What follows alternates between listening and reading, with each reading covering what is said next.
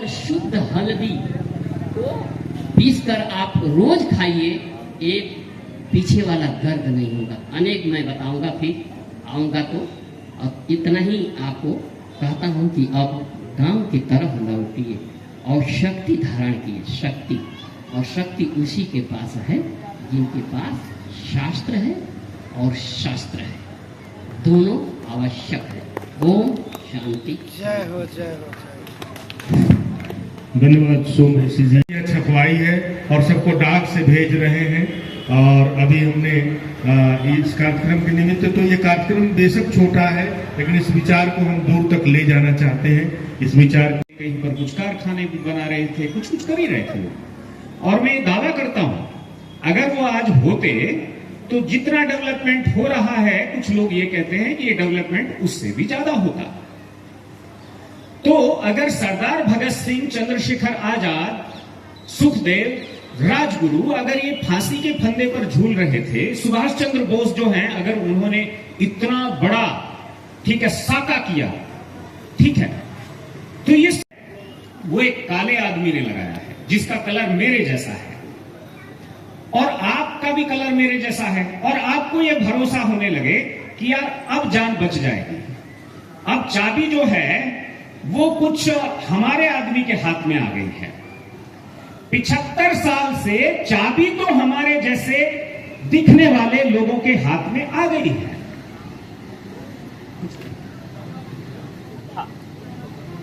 चाबी तो हमारे जैसे आदमी के हाथ में आ गई है, लेकिन वो आदमी भी ऐसे ही ताला लगा रहा है जैसे 75 साल पहले वे ताला लगा रहे हैं।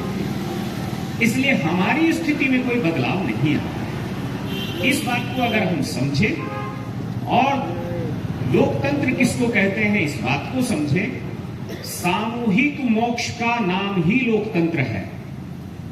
आपने जो कहानी सुनी होगी, जो कबूतर जो है उस पिंजरे को लेकर उड़ गए थे, तो ऐसे ही सारे संकटों को लेकर एक साथ हम अगर इकट्ठे हों, एक साथ बैठें, तो समस्या हट सकती है, बढ़ सकती है, सारे संकट कट सकते हैं, टल सकते हैं। और इसलिए लोकतंत्र की एक कसौटी ये है कि come together, think together, decide together and finally execute together. एक साथ इकट्ठा बैठो। अगर तय कर लिया कि भाई ठीक है आज 3 घंटे के लिए सब्जी नहीं बेचेंगे, इकट्ठा बैठेंगे, महीने में एक बार बैठेंगे, 2 महीने में बैठेंगे तो बैठेंगे, फिर सोचेंगे और सोचने के बाद कुछ निर्णय लेंगे और जो निर्णय लिया है उसको करेंगे। अभी क्या है कि हम सब जो है, हमें लगता है कि हमारा परिवार ही हमारी दुनिया है।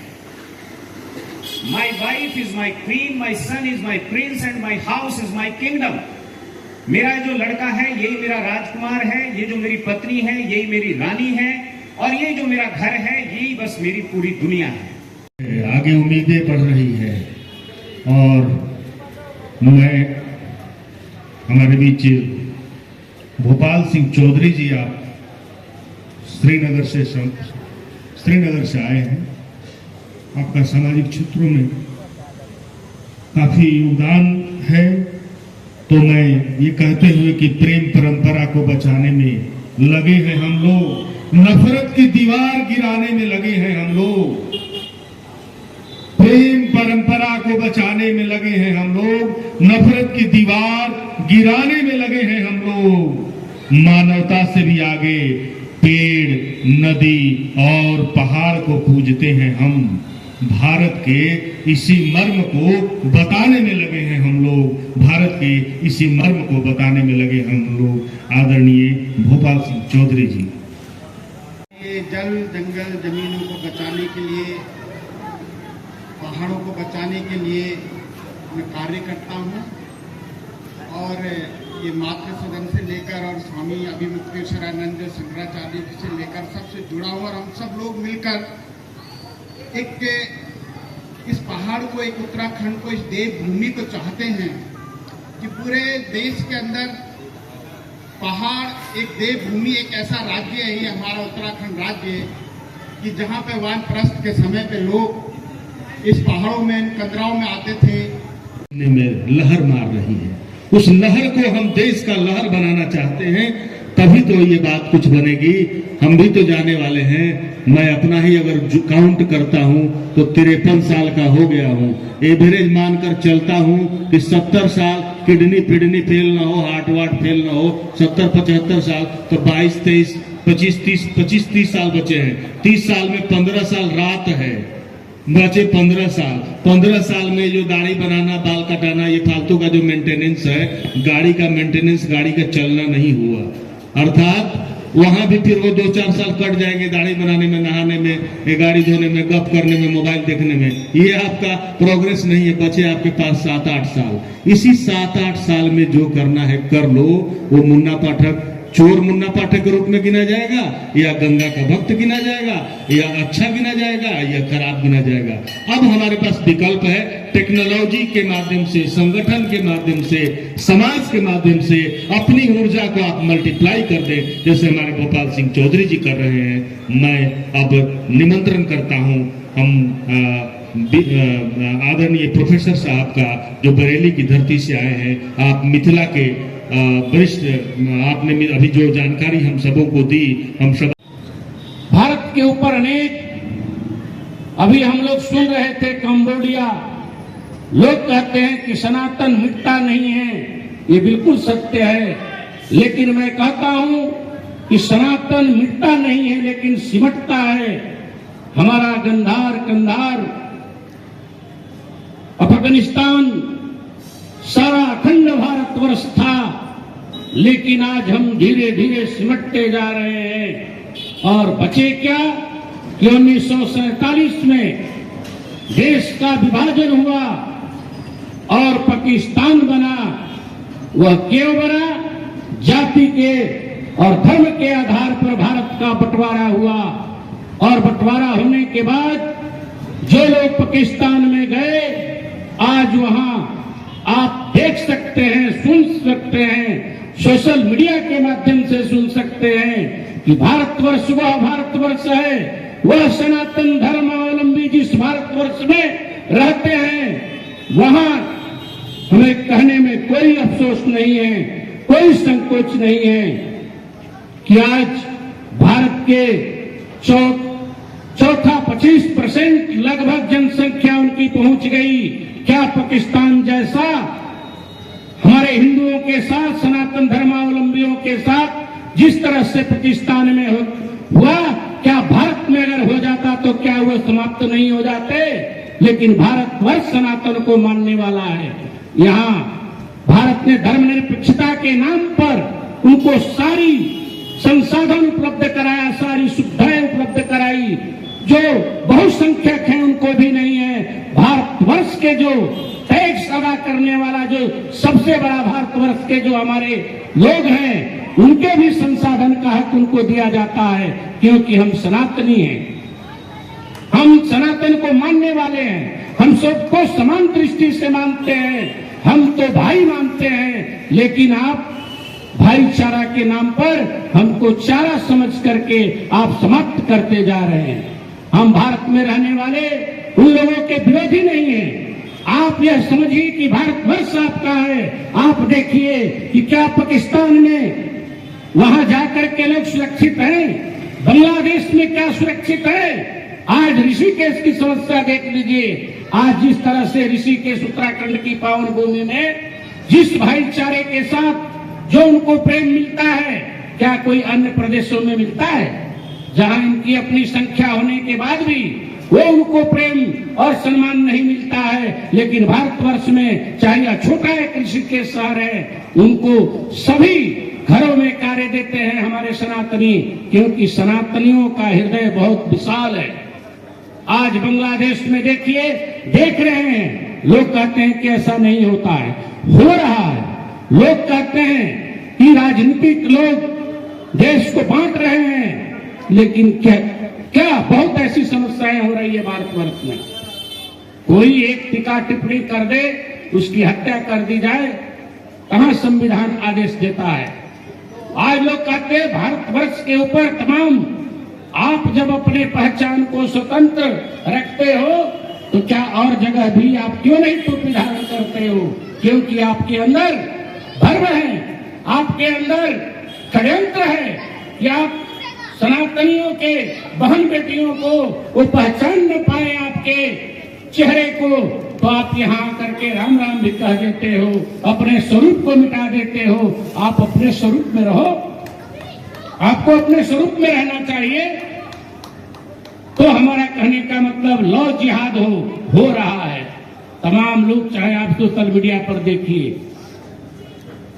कलावा हाथ में बांधते हो, तो भाई तुम मस्जिद में जाते हो तो क्यों नहीं कलावा बांधते हो? वहां भी कलावा बांधो। अगर इतने उदार हो तो कलावा बांधो,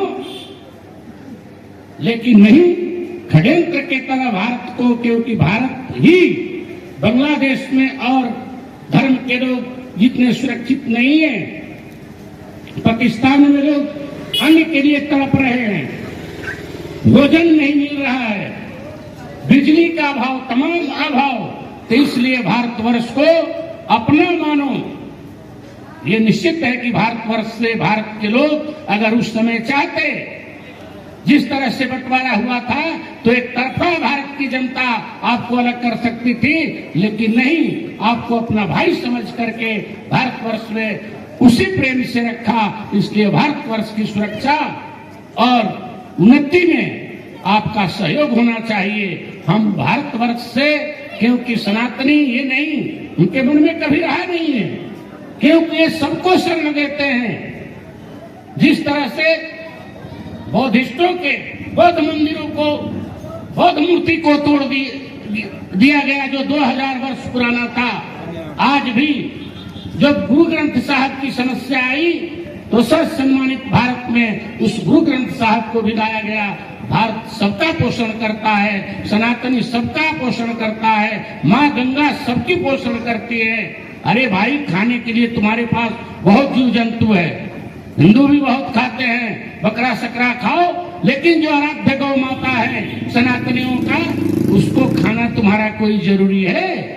अरे बहुत कुछ खाना है, खाओ जो खाते हो।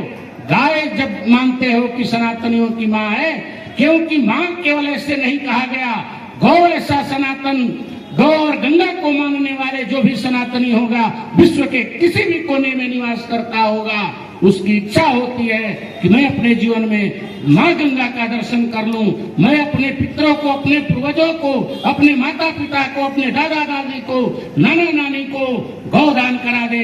क्योंकि गाय कैसी है, गाय बिना भारतीय संस्कृति की पहचान है। गाय के गोघृत पंचामृत अगर इस धराधाम पर है, एक अमृत नहीं 5 अमृत जिसमें हो, गौ के दूध, दही, घृत, गोबर, गोमूत्र, कोई ऐसा सृष्टि में नहीं है जिसके विष्ठा को और मूत्र को पान किया जाता हो। कोई अगर है इस सृष्टि में तो गाय है। आज अन्य धर्म के लोग भी, आयुर्वेद भी सिद्ध कर दिया है कि गाय के गोमूत्र लोग पीते हैं। बहुत लोग हमारे गौशाला के 9 किलोमीटर एरिया में तमाम गुजर बस्ती है, आते हैं लोग गाय के दूध मांगने के लिए। तो मैं कहता हूँ कि भाई तुम्हारा तो वो मंदिर क्यों नहीं आना चाहता है? मंदिरों का प्यूरिफिकेशन होना जरूरी है। आज तिरुपति में अगर किस चीज में गोवंश में बिक गया और बढ़ गई, चर्बी से बन गया, कभी 1857 में क्रांति हो गई थी। कितने लोगों ने ये सोचा कि तिरुपति के मंदिर में क्या हुआ? बहुत कम लोग। अब जाकर भी कुछ रिमेडियल एक्शन हो रहा है। तो मंदिरों का प्यूरिफिकेशन होना जरूरी है। हर व्यक्ति को नहीं बना दिया जाना चाहिए पुजारी, उसके लिए भी एक परीक्षा का क्रम होना चाहिए। उसे कर्मकांड आता है कि नहीं, उसे वेद उपनिषद आता है कि नहीं। यदि आता है तो ठीक है। मैं तो विश्वामित्र का संतान हूँ, जन्म क्षत्रिय में हुआ था, जीनियोलॉजी पर बात नहीं करता हूँ, लेकिन अपने समय में गायत्री मंत्र के अधिष्ठाता उन्हीं को माना जाता है। इसी उत्तर प्रदेश के किताब में लिखा हुआ है कि उनके महर्षि विश्वामित्र के मानस पटल पर गायत्री अवतरित हुई। ये नहीं कहा जाता है कि उन्होंने लिखा, क्योंकि वेद हम अपौरुषेय मानते हैं। इसलिए बंधुओं, हमारे गांवों में हमारी शक्ति जो छिपी हुई है, एक एक गांव विलेज रिपब्लिक हो। और 90% की बात तो एग्जेजरेटेड है, लेकिन 50% टू स्टार्ट विथ हर डिपार्टमेंट का जो है बजट गांव में जाना चाहिए। जब भारत की आजादी हुई 17% जो था, ये 70%, 80% करीब ग्रामीण थे गांव क्षेत्र में, और किसानों का 50% जीडीपी था। आज वो घट के 17% हो गया है, 80 से 66% हो गया है। समस्या ये है कि 2050 ईस्वी तक का जो प्रोजेक्शन है उसके अनुसार आधा भारत अर्बेनाइज हो जाएगा और अब पॉपुलेशन को अब फिर बढ़ाने की हमको जरूरत है, बहुत जगह घटने की जरूरत है, नहीं तो आप मंदिर बचा करके क्या करिएगा जब पूरने वाला नहीं रहेगा। बहुत अच्छे वक्ता और बहुत ज्ञानी पुरुष हमारे बीच में ऋषिकेश में आए और ऋषि भूमि पे आए। आप सबको मैं यहाँ पे बहुत बहुत बधाई देना चाहता हूँ। सुनने के लिए तो सभी का बहुत अच्छा मतलब जितने लोगों ने बोला बहुत अच्छा बोला और पेड़ बाबा जी ने तो अपना संदेश बहुत अच्छा दिया। आपने बहुत सारी चीजों पे बोला क्योंकि आज प्रकृति से लोग दूर हटते जा रहे हैं, उसका बहुत सारे चीज है। और हमारे यहाँ जो मंदिरों के बाद और सनातन धर्म के बात हुआ, सभी एक तरह से मैं कहूँ तो मन के जीत लेने वाली बात है। और गुरुजी ने तो गुरुजी के तो बात ही, हम लोग तो आपके चरणों में रहते हैं और बहुत बार इस आपका बारी सुनने को मिलता है।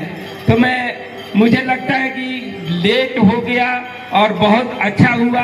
भले लोग कम थे, मुझे लगता है तिवारी जी ने सूचना नहीं दिया इसके अभाव के कारण, नहीं तो यहाँ भीड़ बहुत हो जाता है।